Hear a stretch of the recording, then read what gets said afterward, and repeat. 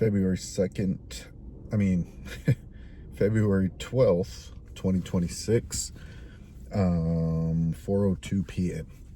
So I wanted to make another entry because I wanted to talk about anxiety from an outside perspective, specifically from the perspective of a spouse, because that's what my life currently consists of right now. So I wanted to document that right now while it's still fresh. And it's actually something that we go through quite a bit in life. So I really wanted to take the time and to actually put this into words and to, like I said, just document it, because it is something that always happens in our life, and it definitely needs to be said.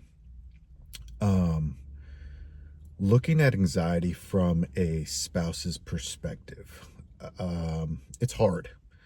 Dealing with anxiety from a spouse's perspective is definitely a very hard thing to do and a very hard thing to live with. I make a lot of decisions based around my wife's anxiety and based around how she is feeling in the moment or in that season, because the anxiety comes in seasons, and it's not a full-time thing, but it is there, and it is something that we do have to work around. So having that said, like I said, it is hard. It is very hard to deal with, as a spouse, because sometimes it feels like I have no say with what I want to do with my life.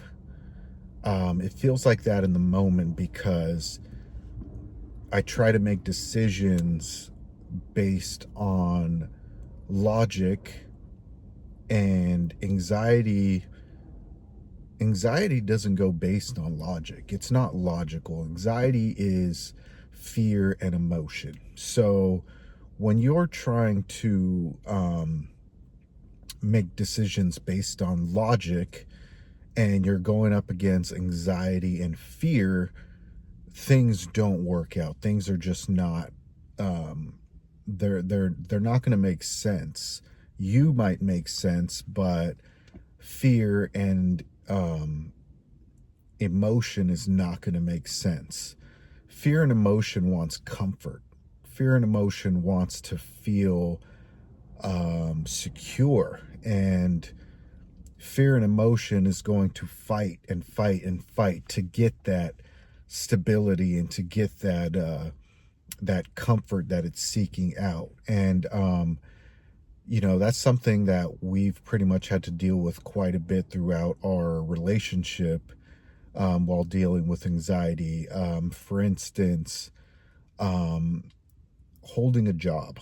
Holding a job for me has been a struggle because being married to somebody with severe anxiety is, it's not very stable. I've had to leave quite a few positions so that I could be there for her and be home and take care of her and help her grow through the anxiety. And sometimes I feel like a security blanket, but at the same time, I know that she's growing and getting stronger every single day. What I'm going through today is not the same as what I've went through in the earlier years of our relationship when things were super severe. Right now, like I said in my last video, I left a position to help her go to school and back. And, I was going to work on the weekends or whatever. Working a permanent shift on the weekends is one of those things that triggers the anxiety and triggers the fear and triggers the emotion. So, or just working, period. So I've always had to find flexible work. And the good thing about me is that I've always been very independent. Like I said before in my previous video, I've always been in some type of business.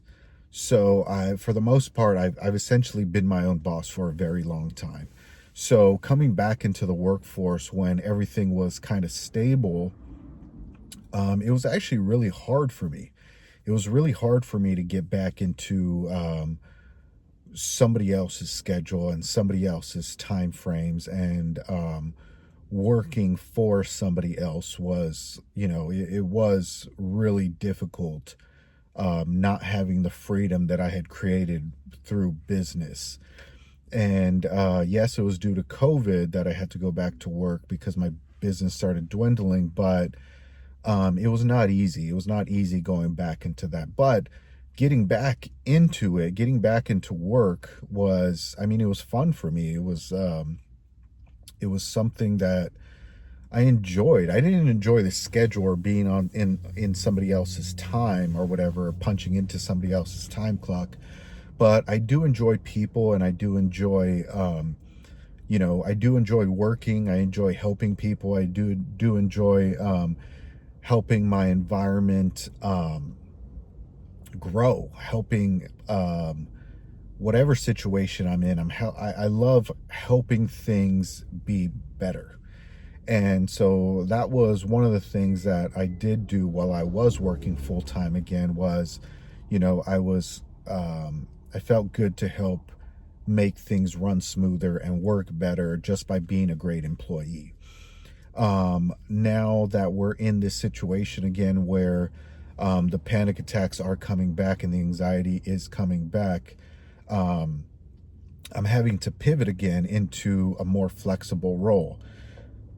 Now, right now I'm doing gig work mainly.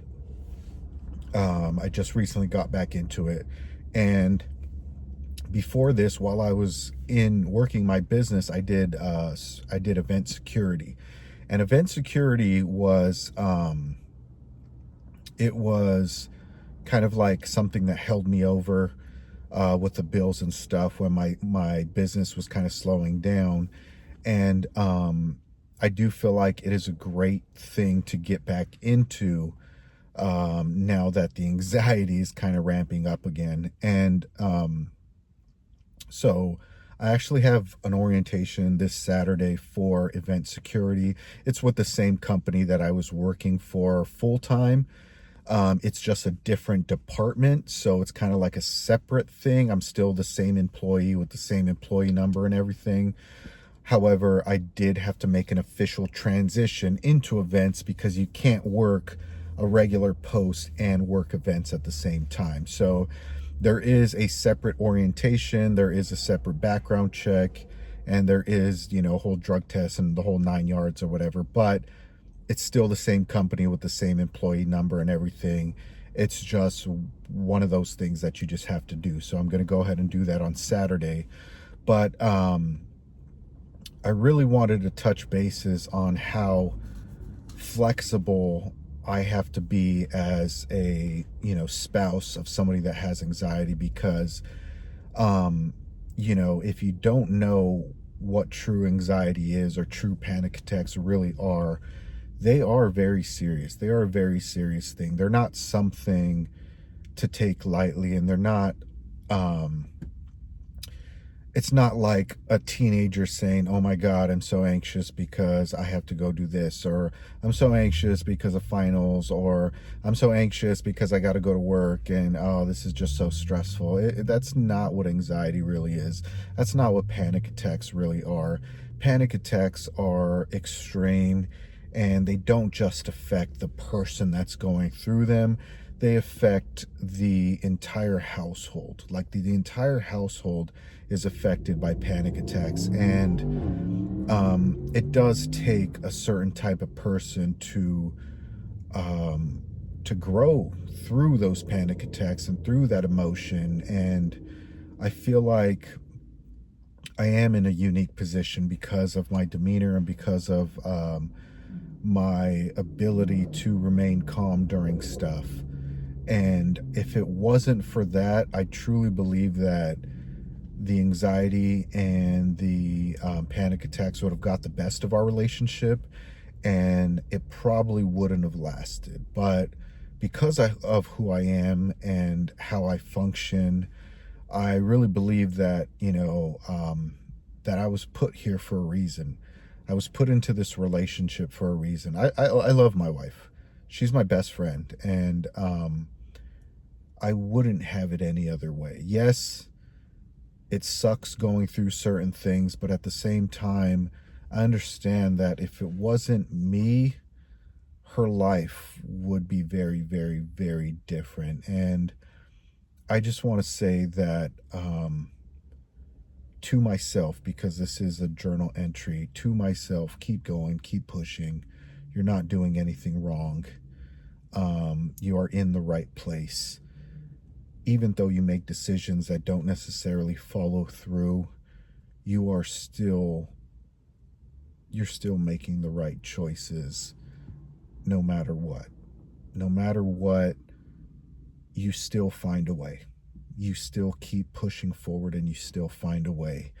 And just don't let it discourage you when the things that you decide don't pan out and you have to shift once again. That's what makes you great, is that you are able to shift and you are able to be flexible and make those little adjustments that are making this whole thing work. So keep going, keep pushing, and we'll see you in the next entry.